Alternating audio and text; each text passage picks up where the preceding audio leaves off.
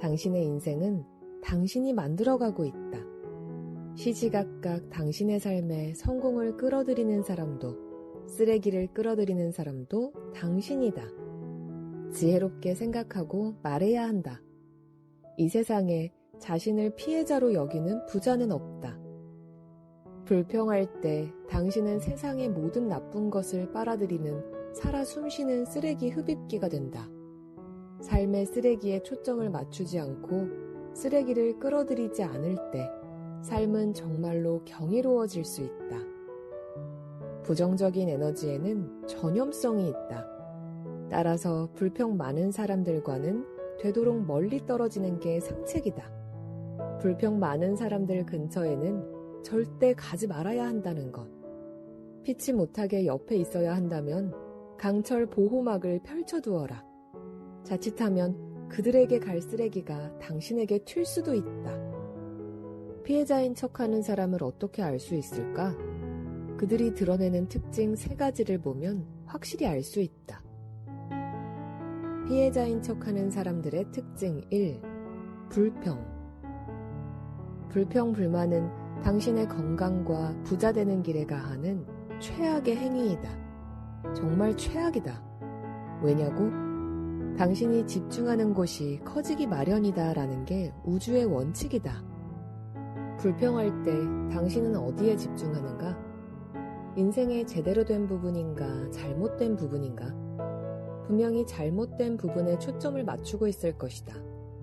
집중하는 곳은 커지기 마련이니까 잘못된 부분이 점점 늘어날 것이다. 자기계발 분야의 지도자들은 유인력의 원칙을 이야기한다. 비슷한 것끼리는 잡아당기게 되어 있다. 당신이 불평을 하면 자기 인생에 쓰레기를 끌어들이고 있다는 뜻이다. 불평 많은 사람들의 인생은 고달프다. 잘못될 가능성이 있는 일은 뭐든지 잘못되는 것 같다. 내가 불평이 많다고? 내 인생이 얼마나 거지 같은지 보란 말이야. 그들은 이렇게 말할 것이다.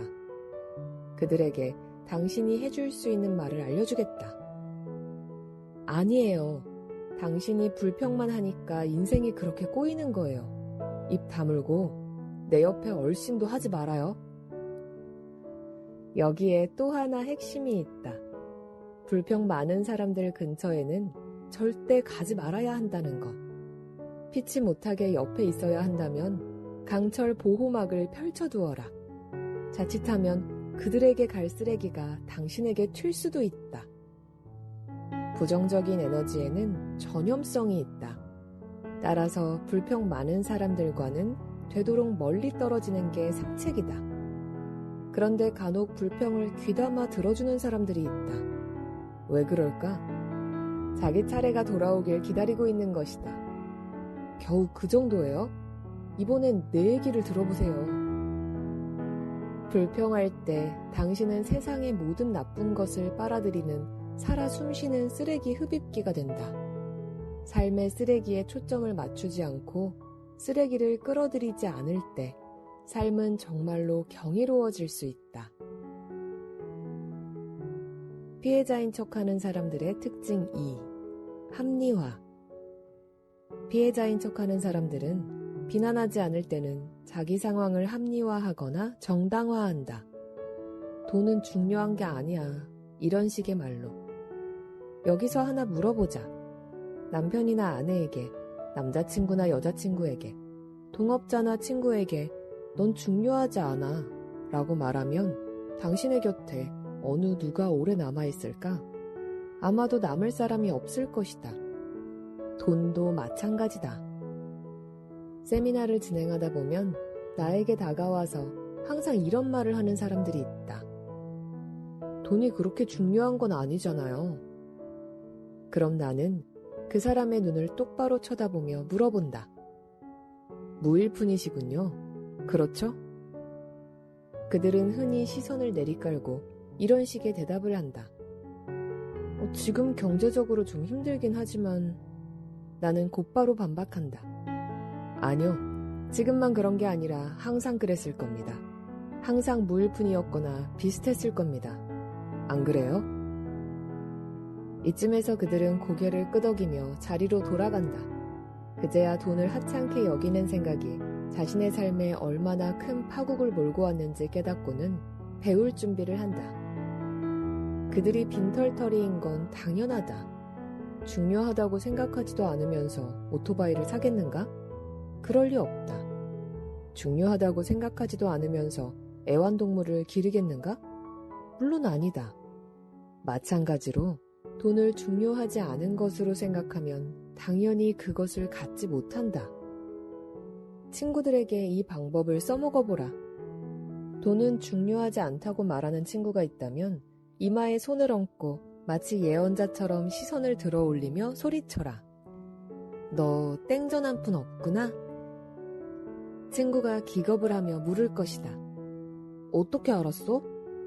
그럼 손바닥을 내밀면서 말하라. 알고 싶어? 그럼 $50 내놔. 노골적으로 이야기하겠다.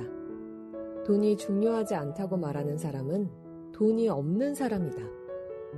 부자들은 돈의 중요성을 알고 있다. 우리 사회에서 돈이 차지하는 자리를 알고 있다. 반면에 가난한 사람들은 아무 상관없는 비교를 하며 그들의 경제적 무능을 입증한다. 돈보다 사랑이 중요한 거야. 이렇게 되지도 않는 반박을 한다. 이게 무슨 비교거리가 되는가? 어이가 없다. 팔이 중요하냐, 다리가 중요하냐고 묻는 것과 마찬가지가 아닌가? 당연히 둘 다 중요하다. 잘 들어라. 돈이라는 것은 돈이 효과를 발휘하는 분야에서는 지극히 중요하고 돈이 효과를 발휘하지 못하는 분야에서는 전혀 중요하지 않다. 사랑이 세상을 돌아가게 하는 원동력이 될 수는 있지만 병원이나 교회나 집을 지어주지는 못한다. 누구 입에 밥을 넣어줄 수도 없다. 아닌 것 같다고? 사랑으로 가스요금을 내겠다고 제안해보라. 아직도 확실치 않은가? 그럼 은행에 뛰어들어가서 사랑을 저금하겠다고 해보라. 무슨 일이 벌어질까? 직접 시험해볼 필요 없이 내가 말해주겠다. 은행원은 정신병원에서 탈출한 병자처럼 당신을 쳐다보며 한마디 외칠 것이다. 경비원! 돈이라는 것은 돈이 효과를 발휘하는 분야에서는 지극히 중요하고 효과를 발휘하지 못하는 분야에서는 전혀 중요하지 않다. 사랑이 세상을 돌아가게 하는 원동력이 될 수는 있지만 병원이나 교회나 집을 지어주지는 못한다. 누구 입에 밥을 넣어줄 수도 없다. 부자들은 돈을 하찮게 생각하지 않는다. 내 설득력 부족으로 인해 당신이 아직도 돈을 중요하지 않게 생각한다면 딱 한마디밖에 할 말이 없다. 무일 뿐이시군요. 앞으로도 당신은 계속 그 상태일 것이다. 당신의 경제 청사진에서 아무런 쓸모도 없는 무일푼 생각 파일을 드러내기 전까지는. 피해자인 척하는 사람들의 특징 3. 비난. 자신을 피해자라고 생각하는 사람들은 대개 비난하는 게임에 능숙하다. 부자가 못 되는 이유에 대해 자신에게 손가락질이 돌아오지 않게 되도록 많은 사람과 되도록 많은 환경에 손가락질을 한다. 피해자들에게는 그것이 재미있는 놀일 수 있다. 하지만 운 나쁘게 그 주위에 있어야 하는 사람들에게는 즐겁지 않은 일이다. 주위에 있는 사람들이 가장 손쉬운 관역이 되기 때문이다. 피해자들은 경제를 탓한다. 정부를 탓하고 주식시장을 탓하고 증권사 직원을 탓한다. 직원들을 탓하고 상사를 탓하고 경영진을 탓한다. 상층과 하층을 탓하고 고객지원센터를 탓하고 배송부서를 탓한다. 동업자를 탓하고 배우자를 원망한다. 신을 원망하고 그들은 당연히 부모를 원망한다. 비난과 원망의 대상은 언제나 다른 사람이거나 다른 무언가이다. 그들을 제외한 모든 상황과 모든 사람에게 문제가 있다. 당신을 성공하게 해줄 수 있는 사람은 당신이다. 당신을 중산층으로 만드는 사람도, 하루하루 돈에 안달하며 살아가게 하는 사람도 의식적이건 무의식적이건 간에 그 사람은 어차피 당신이다. 부자는 내 인생은 내가 만든다고 믿는다. 가난한 사람은 인생은 우연히 만든다고 믿는다. 가난한 사람들은 자기 삶에 일어나는 일에 책임을 지는 대신 피해자처럼 군다. 피해자인 척하는 사람들이 제일 많이 하는 생각은 나는 불쌍해 이다. 그 말은 끌어당김의 원칙에 따라 금방 그대로 이루어진다. 그들은 불쌍해진다. 사실 그들은 피해자가 아니라 피해자 역할을 할 뿐이다. 당신의 삶을 확실히 바꿔줄 숙제를 내주겠다. 앞으로 일주일간 절대로 불평하지 말라. 입 밖으로 불평을 내뱉는 것뿐 아니라 머릿속으로 생각하는 것도 안 된다.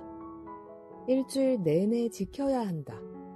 이유는? 처음 며칠은 이전에 달라붙은 쓰레기의 잔해가 남아있을 수 있기 때문이다.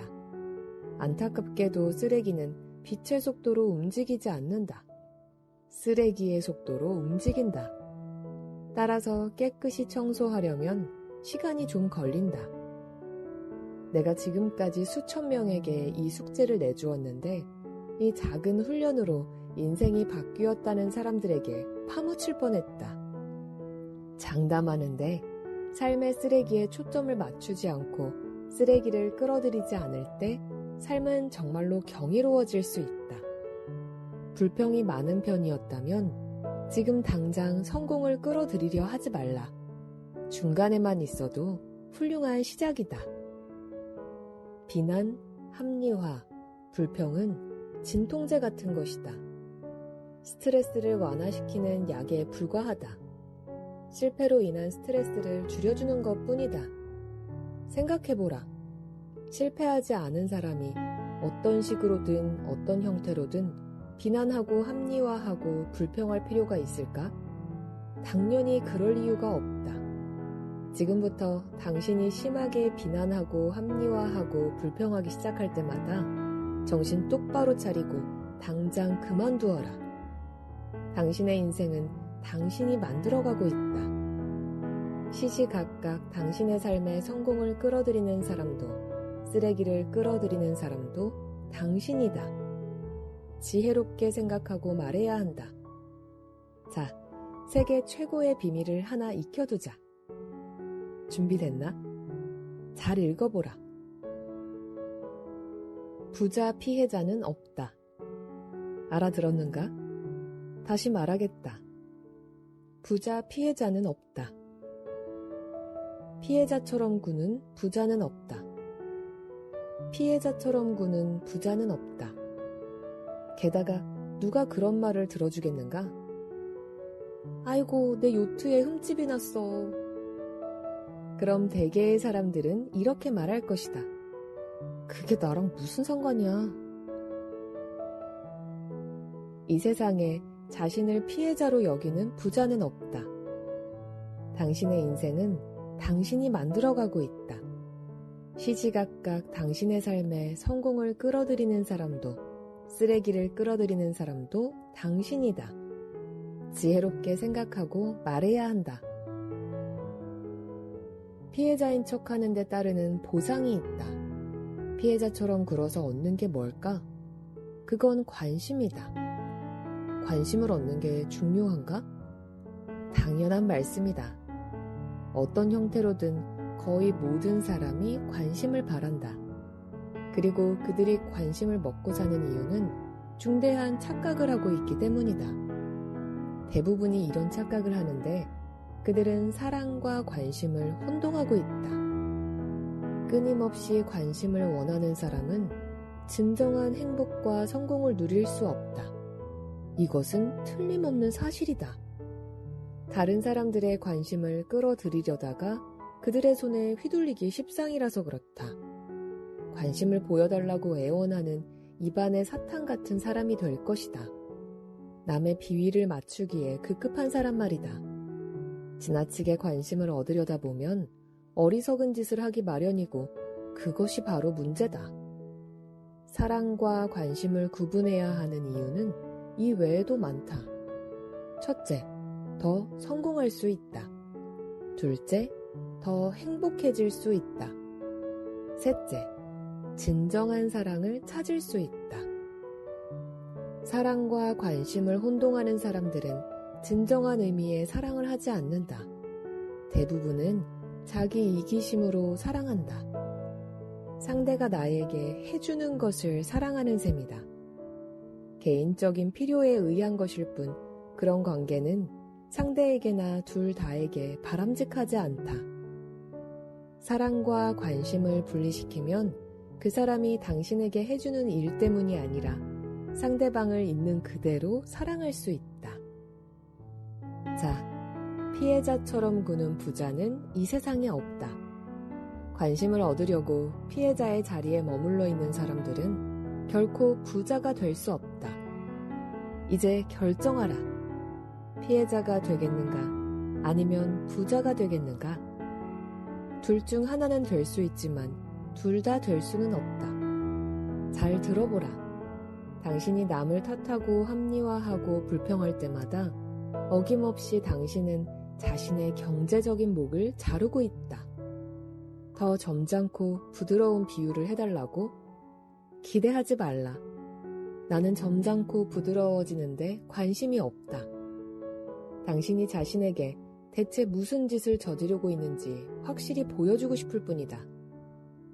나중에 당신이 부자가 되면 그때 좀 더 부드럽고 점잖아질 수 있다. 그럼 되지 않겠나? 당신의 힘을 되찾아라. 지금 당신의 삶에 벌어지고 있는 모든 일과 당신의 삶에 일어나지 않는 모든 일은 당신이 만들었음을 인정하자. 부유함도 빈곤함도 그 사이에 있는 여타 경제적인 수준도 당신이 만드는 것이다. 선언해보자. 가슴에 손을 얹고 말하자. 나의 경제적인 성공은 내가 만든다. 나의 경제적인 성공은 내가 만든다. 이번엔 머리에 손을 대고 말하자. 나는 백만장자 마인드를 가졌다. 나는 백만장자 마인드를 가졌다. 백만장자 행동 지침 1. 내 인생의 부는 내가 만든다. 1. 비난하고 합리화하고 불평하고 있는 자신을 깨달을 때마다 집게손가락으로 목에 선을 그어라. 경제적인 목을 자르고 있다는 사실을 자신에게 일깨워주는 행동이다. 이 동작이 조금 천박하게 느껴지더라도 비난이나 합리화나 불평으로 자신에게 저지르고 있는 짓보다는 훨씬 덜 천박하다. 이런 행동이 결국 파멸을 부르는 습관을 떨쳐내게 해줄 것이다.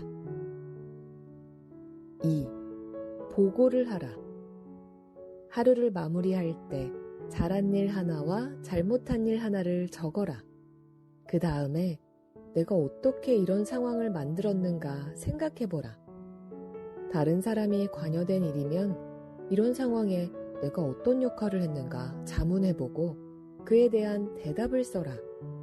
이런 연습으로 자신의 인생에 책임을 지고 효과적인 전략과 비효과적인 전략을 파악할 수 있을 것이다. 나의 경제적인 성공은 내가 만든다. 나는 백만장자 마인드를 가졌다. 나의 경제적인 성공은 내가 만든다. 나는 백만장자 마인드를 가졌다.